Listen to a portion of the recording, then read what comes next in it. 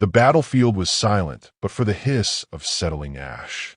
Once it had been a proud plain of green and silver rivers, a fertile world chosen as the final bastion of a warrior people. Now it was a broken wasteland of craters, slag, and smoking husks of shattered war machines. At its center lay the king, his armor scorched, his massive frame pinned beneath the fractured remains of a war beast that had fought and died at his side. The acrid tang of ozone filled the air where plasma bolts had scorched soil into glass. The smell of death was everywhere. He shifted, forcing his body to obey when it wished only for stillness. Pain flared through torn muscle and cracked bone, but he did not groan. A king did not permit weakness, even when the galaxy had abandoned him. Blood seeped from beneath the plates of his armor, soaking the dust at his sides. He glanced to the horizon and saw only shadows of retreating fleets, once allies, now betrayers. Their engines flared like cold stars as they fled orbit, leaving him to rot where he had fallen. For centuries his kind had been a shield against the horrors that lurked beyond mapped space. His people, the Drakthar, had been bred for war and steeped in codes of honor that no alien tongue could truly translate. When the great scourge emerged from the void, it was the Drakthar who bled first and bled longest. They had been the line no terror could cross. Yet when the final reckoning came, the other races of the Galactic Council made their choice. Fear had guided their hands more surely than loyalty. Fear of what the Drakthar might become if they triumphed again. Fear of a warrior king whose power might eclipse all others. The king had seen the decision form in their eyes, even before they spoke their treacherous words. Aid was promised, reinforcements pledged, but the fleets never arrived. Only silence filled the channels when he called for them. Silence, until the knives appeared in the dark and his armies were cut down, not just by the scourge, but by the very allies who claimed to cherish peace. He spat blood into the dirt, bitter as venom. His vision blurred, yet his mind was sharp, replaying every oath broken, every word of false friendship. He thought of his generals, each fallen, of the warriors who had sworn to follow him until the last breath. All of them betrayed, abandoned, erased. He was king of nothing now, sovereign of a graveyard. A wind rose across the plain, carrying ash into the sky where once banners had flown. He listened and thought he could almost hear voices, his ancestors judging him, his slain warriors demanding vengeance. He had no strength left to give them. His hand twitched toward the blade half buried in rubble beside him. Its edge was cracked, its once bright surface dulled by gore and fire, but it still hummed faintly with the energy of his people's craft. If he must die, perhaps he would end himself by his own hand, denying his enemies the satisfaction of watching him wither into dust. Yet he hesitated. A king did not flee death, but neither did he squander the chance to endure. He forced his eyes open wider, searching the sky again. No friendly vessels would come. The council had made certain of that. They would let him bleed into the soil until nothing remained but a cautionary tale whispered to future generations. Even the mighty Drakthar can be broken. His breaths grew shallow. Darkness pressed at the edges of his vision. Still, he resisted. His mind returned to the oath he had sworn at his coronation, that no enemy, no betrayal, no force of nature would see the Drakthar line end with him. Yet here he was, broken, unmourned, his enemies victorious not by valor, but by cowardice. The carcass of the war beast shifted slightly as his strength flared one last time. He dragged himself free, every movement of a battle against pain. At last he fell onto his back, free of the weight, staring upward. Above, the shattered remnants of orbiting warships burned across the heavens like falling stars. He remembered commanding from those very vessels, issuing orders with a voice that shook planets. Now his voice was a rasp in the wind, too faint even for the ash to heed. He wondered if the council felt pride in their treachery, or if fear still gnawed at them. They had wanted to erase the Drakthar to ensure their own survival. Yet survival purchased with betrayal was nothing more than a slow death. He knew that truth. They would learn it in time, but he would not be there to watch their downfall. The king closed his eyes, exhausted. His body screamed for surrender, yet some ember inside refused. Perhaps it was merely stubbornness, that final gift of a warrior raised never to bow. Perhaps it was destiny. He thought of his father, who had died on a similar field long ago, and of his mother, who had taught him that kingship was not the crown, but the burden one carried for others. He had failed them. No, he had been denied the chance to keep faith with them. The sound of engines stirred the air. At first he thought it was the phantom echo of departing fleets, mocking him with their absence. But the tone was different, lighter, less refined. His eyes opened again to slits.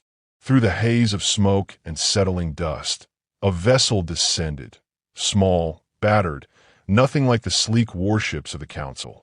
It hovered uncertainly, as if the pilot doubted the wisdom of approaching this ruin.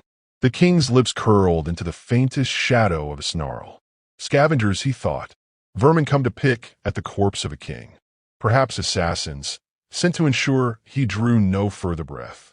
The thought almost amused him. To be slain not by warriors, but by opportunists hunting scrap. He flexed his hand weakly toward the ruined blade beside him.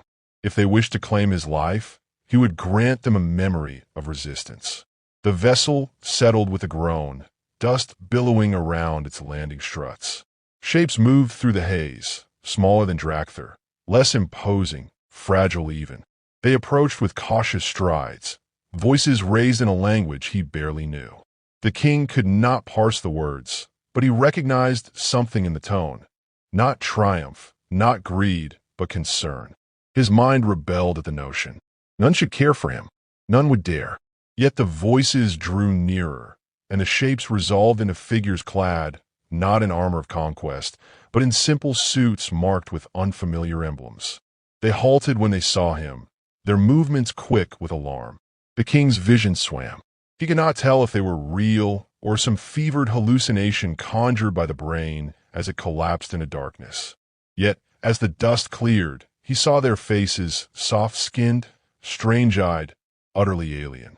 And in those eyes he saw no mockery, no betrayal, only determination. He tried to summon words, but breath failed him. His grip on the blade slackened. The shapes drew closer still, and in their voices he heard insistence, not abandonment. Against all reason, against the verdict of the galaxy, someone had come. And then, as the night claimed him at last, the warrior king wondered what kind of beings these were who dared stand where all others had fled. The first sensation he felt upon waking was light. A sterile glow pressed against his closed eyelids, steady and artificial. He stirred, instinctively reaching for his blade, but his hand met only softness. The surface beneath him was not battlefield rubble, but a narrow cot lined with fabric too thin to support his weight properly.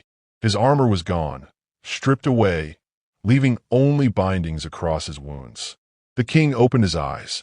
The ceiling above was low and curved, patterned with rivets and panels of mismatched metal.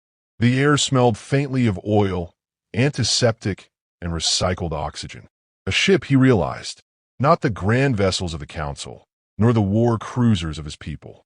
This was smaller, more fragile, patched together like a weapon forged from scraps. He forced himself upright despite the protests of his body. Pain flared, but he swallowed it down. Across the chamber, a door hissed open and two figures entered. They were the same he had glimpsed on the battlefield, small, pale-skinned, clad in plain garments with thin armor at their joints. Their proportions were strange to him.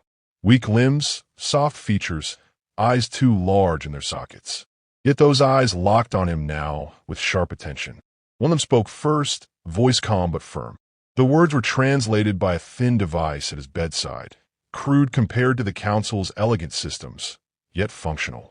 You're awake. That's good news. The king narrowed his gaze. What are you?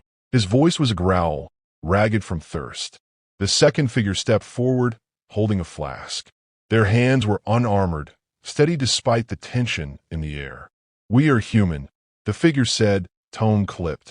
Explorers, traders, sometimes scavengers, depending on who you ask. We found you on the surface. You would not have lasted much longer. Human. The word meant little to him. He had heard whispers of minor species beyond the Council's core territories, often dismissed as inconsequential, a race too young and too small to matter in the games of empires. And yet, here they stood, unflinching before him. "Why?" he demanded. His throat burned, but he forced the word out. "Why did you not leave me to die, as all others have done?" The first human hesitated, exchanging a glance with the second. Then they said, "Because you were alive, and because leaving someone behind to die in the dirt isn't the kind of people we are." He studied them, disbelief mixing with suspicion. The council had abandoned him with cold calculation. These humans claimed to act without strategy, without fear. Impossible. Nothing in the galaxy was done without cost or benefit. He refused a flask when it was offered, baring his teeth. "Do you think me a helpless beast, grateful for scraps?" The second human didn't flinch. "We think you're injured, and that without water you'll worsen. That's all." Their voice was steady, devoid of mockery. For a long moment he glared at them, expecting deceit, waiting for the mask to slip. It did not. At last, driven by need more than trust, he seized the flask and drank. The water was tasteless, but cool. It steadied him enough to speak with greater clarity. "I am Drakthar," he said, his chest swelling despite his weakened state. "King of warriors. My people held the line when all others faltered. And for that loyalty, I was betrayed." The humans listened without interruption. When he finished, the first asked quietly, "Do you have a name?" The question startled him. No alien had ever sought his name. To them, he was only a title, a symbol of threat or strength. Yet these fragile creatures asked as though he were an equal. His lips curled, caught between scorn and reluctant respect. "Korrath," he said at last, voice low. "I am Korrath." The humans exchanged another glance, as though memorizing it. The one who held the flask extended a hand in their custom of greeting. "I'm Captain Vale. This is my navigator, Tomasrun. We don't mean you harm, but you must understand, harboring you is dangerous. If the council learns we've picked you up, they'll come for us." Korrath's eyes hardened. "Then why do it? Why risk yourselves for a king without a throne?" Aaron's hand did not waver. "Because we could not live with ourselves if we didn't." The simplicity of the answer unsettled him. No hidden agenda, no elaborate bargain, just conviction. It was alien in a way no species had ever been to him before. Time passed. Days blurred into cycles of rest, hunger, and pain. The humans treated his wounds with a mixture of crude tools and surprising ingenuity. Where their supplies faltered, they improvised, fashioning splints and salve from spare parts and recycled materials. Korrath, who had lived his life amid the most advanced technologies of war, watched in reluctant fascination as they wrung survival out of scarcity. He tested them with words, hurling accusations and barbed questions meant to expose selfish motives. Yet they answered with the same steady patience. Tomas in particular spoke often, telling stories of Earth, of vast oceans and storms, of cities rising despite hardship.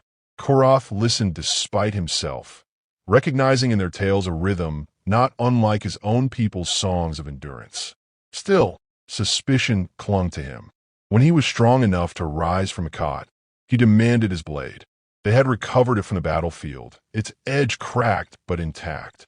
They returned it without protest, though they must have known he could strike them down in an instant. That trust was either foolishness or courage, and he did not yet know which. On the fifth cycle after his waking, alarms blared. The ship shook as weapons fire grazed its hull. Korrath staggered to the viewport, his body still weak, and saw the glint of pursuing craft. Sleek, predatory, bounty hunters, drawn by the promise of his head. Aaron and Tomas moved quickly, securing stations, voices taut with urgency. They could have turned him over. A single transmission would have spared them the danger. Yet instead, they armed their meager defenses and prepared to run. "Why?" He roared over the din. "Why fight for me? You owe me nothing." Aaron's eyes burned as they locked onto his. "Because leaving you to them would make us no better than the ones who abandoned you." The ship lurched, shield straining under fire. Korrath gripped his blade, fury and awe mingling within him. These humans were frail, their vessel fragile, their weapons pitiful compared to the hunters outside. Yet they chose defiance, not surrender. They chose him. For the first time since betrayal had shattered his world, Korrath felt something stir in his chest. Not gratitude, not yet, but recognition. These creatures, insignificant to the Council, carried within them a spirit the galaxy had underestimated. As the ship dove into evasive maneuvers, alarms screaming and stars spinning past, Korrath tightened his grip on the blade and whispered to himself a vow. If these humans would risk all for him, then he would see for himself what fire burned in their fragile hearts. The ship drifted in darkness after the battle, its engines running low to mask their presence.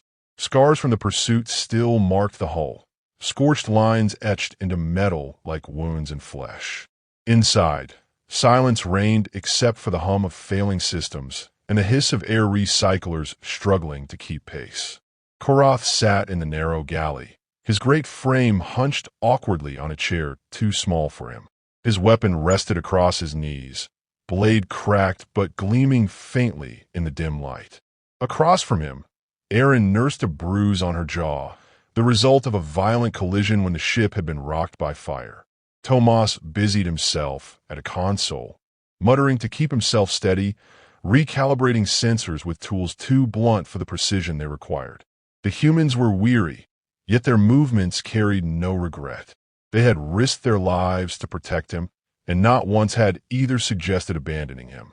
"You court death with reckless abandon," Korrath said at last, his voice filling the cramped chamber. His gaze burned into them, part condemnation, part something else. One transmission could have spared you all this. Erin looked up, meeting his stare without flinching. "And left you to be butchered by hunters. That isn't who we are." Korrath studied her, trying to unravel the contradiction. In his world, loyalty was forged in blood oaths and bound by lineage. It was earned over years of trial. These humans had known him scarcely a handful of days. Yet they placed themselves between him and annihilation without hesitation. It defied every measure he had used to judge other species. He leaned back, muscles taut beneath the bandages.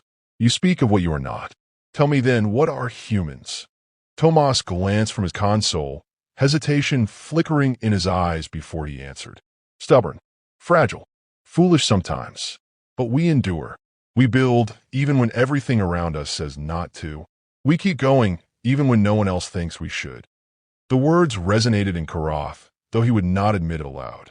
His people had built their identity on strength, on conquest and defiance of death.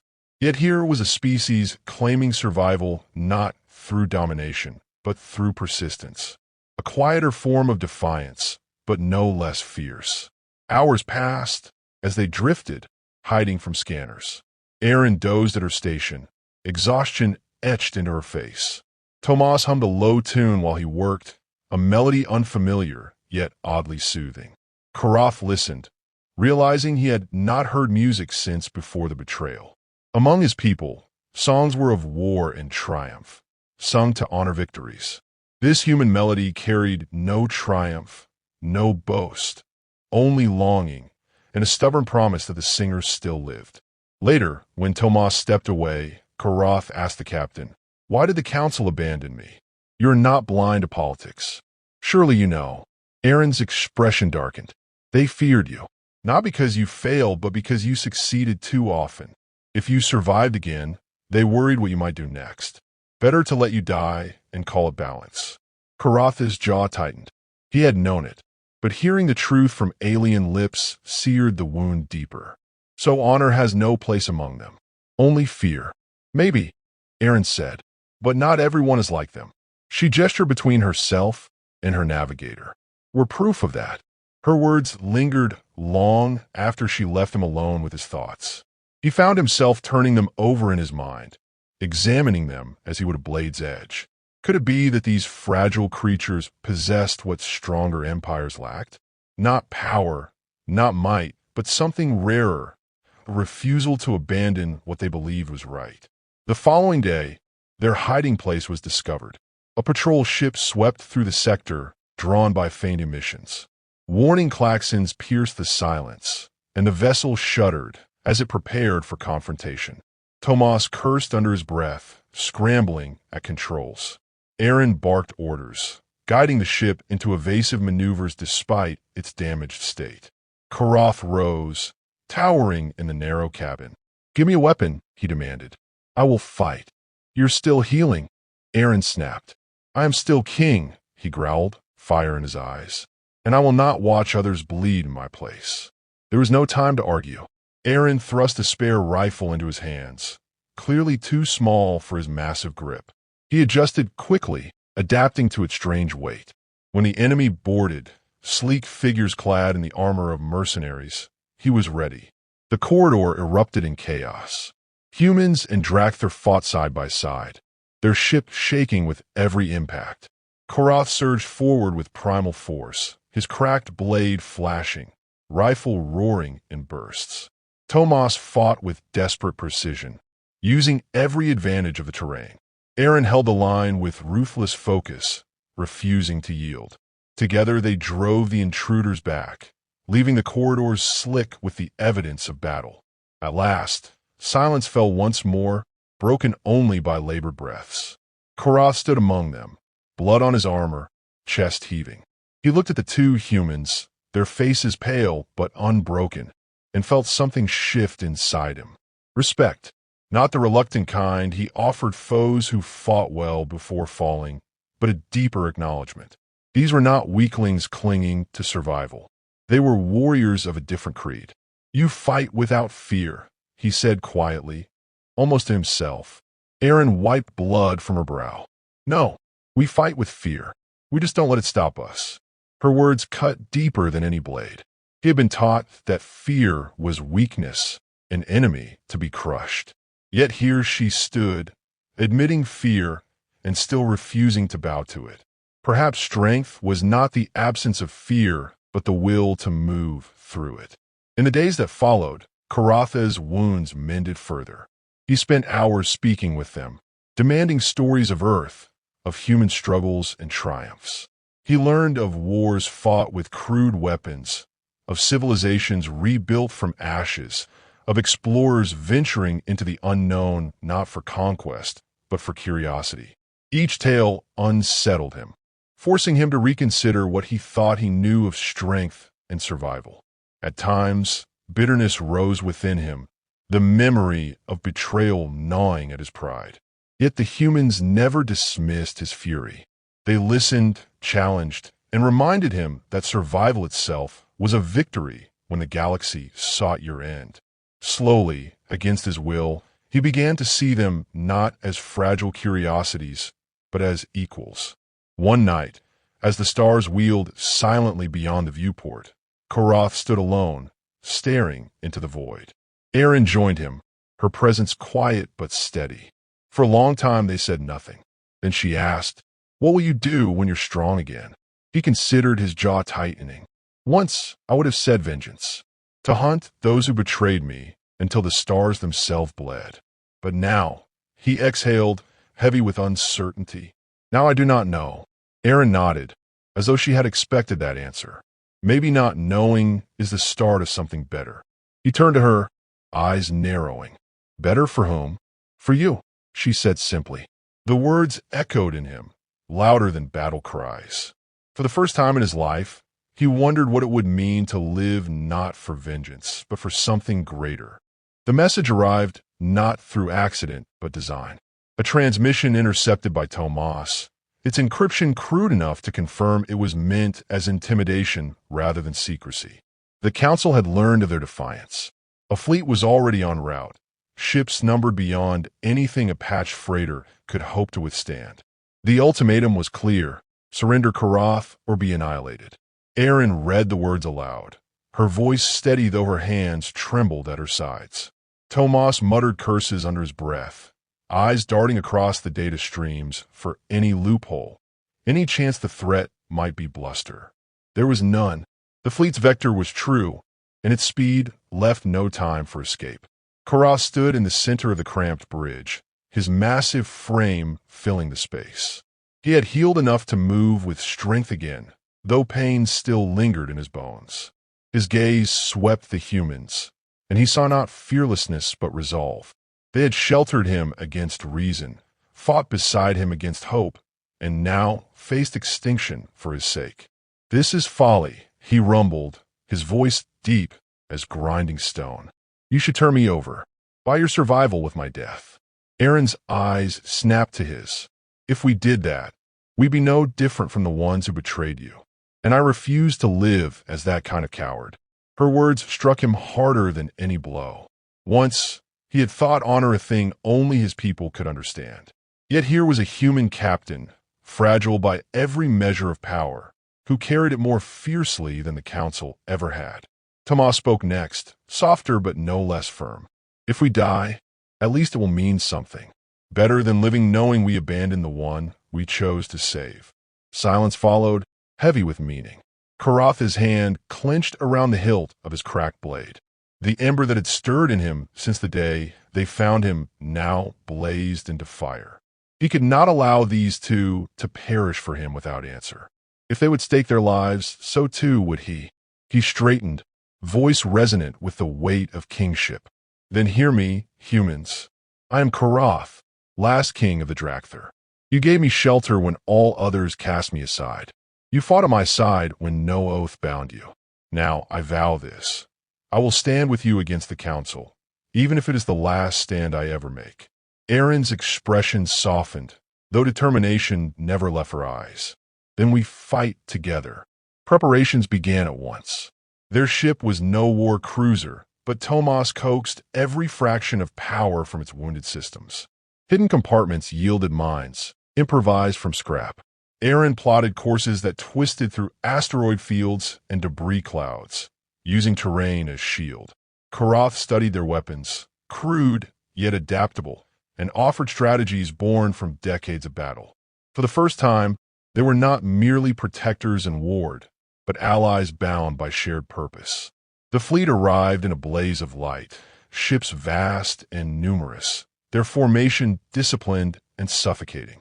Against such power, resistance seemed madness. Yet as the first volleys streaked across the void, the freighter moved with desperate cunning. Mines detonated, asteroids shattered into clouds of lethal shards, and their vessel darted through chaos with the precision of a cornered predator. Korrath manned the forward battery, his roar echoing as each shot found its mark. The humans worked tirelessly beside him, every movement a dance between survival and destruction. For fleeting moments, they carved victories from impossibility, crippling escorts, scattering hunters, forcing the fleet to regroup. But the tide could not be held forever. Damage mounted, systems flickered, and the ship groaned under the weight of relentless fire. Tomas reported breaches sealed with patches, engines bleeding energy, shields near collapse. Their options dwindled to nothing. Korrath stood, towering over them, decision etched into every line of his face. "It is not enough," he said. "If we remain together, we will all perish. But if I strike alone, I may buy you time." Erin spun toward him, fury in her voice. "No, we didn't save you just to watch you throw your life away." He stepped closer, lowering his head until his gaze locked with hers. "You saved me to prove that honor still breathes in this galaxy. Let me return that gift. A king does not hide behind others when doom arrives. He meets it so those beside him may live." Tomas shook his head, desperation in his eyes. "There has to be another way." "There is not," Korrath said, voice final. Yet his tone held no despair, only certainty. "But know this, humans, my sacrifice will not be for vengeance, but for you. You show me that loyalty can come from the unlikeliest hearts. That strength is not only the power to destroy, but the will to stand when all others flee. If the council fears me, let them have cause." He moved quickly before they could stop him, striding to the docking bay. There he boarded one of the few intact shuttles, its systems barely functional. He gripped his cracked blade, fastening it across his chest, and powered the engines. Through the viewport he saw Erin and Tomas, faces pale with grief, yet lit with understanding. He saluted them with a clenched fist to his chest, the gesture of his people given now to humans. The shuttle launched into the void, weaving through enemy fire with reckless grace. Alarms screamed, hull plates tore, but Korrath drove it straight toward the heart of the fleet. Weapons' fire lit the darkness, each blast shaking the vessel apart. Still he pressed on, eyes fixed, jaw set, every breath a declaration. As the flagship loomed before him, vast and terrible, he activated the shuttle's overloaded core. Energy built to a crescendo, a storm waiting to burst. He lifted his blade one last time, voice thundering into the void. Remember the Drakthar? Remember Korrath, who fell not by betrayal, but by choice. The explosion tore through the flagship, fire and fury cascading across the formation. Ships scattered, order broken, the Council's fleet reeling from the loss. Amid the chaos, Aaron and Tomas drove their battered freighter into hyperspace, vanishing into the stars. Silence returned to the bridge, heavy with shock and sorrow. Aaron sank in her chair, fists clenched so tightly her knuckles whitened. Tomas wiped at his eyes, voice breaking as he whispered, "He saved us." Aaron nodded, her throat tight. "No, he honored us." In the days that followed, the humans carried Korrath's story wherever they traveled. They told of a king betrayed by the galaxy, yet redeemed by the loyalty of strangers. Of a warrior who chose sacrifice not for conquest, but for the sake of those who stood by him when no one else would. And so, in whispered tales across stations and colonies, a legend grew. Not just of the Drakthar King, but of humanity, the only species that had not abandoned him. The Council's power remained, yet their fear deepened. For they knew now that humans were dangerous not because of strength or weapons, but because of the loyalty that burned within them. A loyalty that could defy empires. Aaron and Tomas carried that flame forward, vowing never to let it die. The galaxy had thought humans insignificant. Now, because of one dying king and his final choice, it would never make that mistake again.